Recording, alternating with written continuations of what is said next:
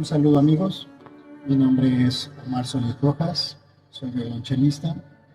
Yo soy parte del equipo de la Asociación Civil Arts Cantate.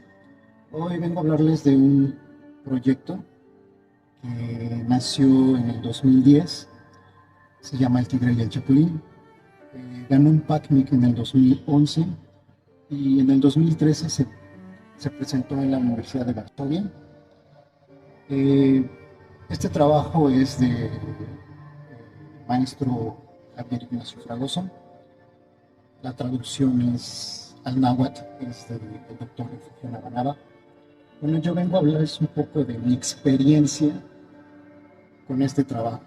La verdad es que fue todo un reto, pero fue muy divertido porque, bueno, el maestro es muy exigente en cuanto a darle vida a los personajes, ¿no? Entonces de repente me decía, ¿sabes qué? Necesito escuchar el efecto de un chapulín saltar.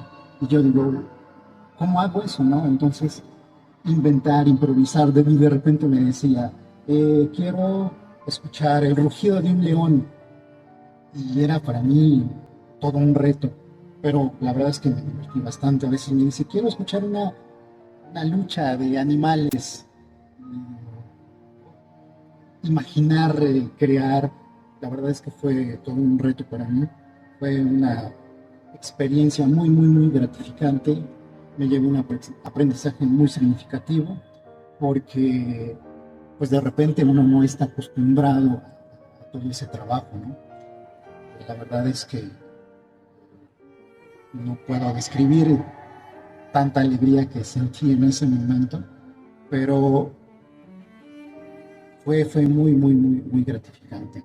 Eh, Este trabajo también fue realizado con el apoyo de ciertas comunidades del estado de Tlaxcala, comunidades nahuablantes, en la que, bueno, tuvimos la oportunidad de trabajar con los niños en las escuelas, eh, donde ellos tuvieron pues, la oportunidad de realizar algunos personajes y, bueno, nutrirnos a todos, ¿no? Ellos se divirtieron y a nosotros nos generó más ideas.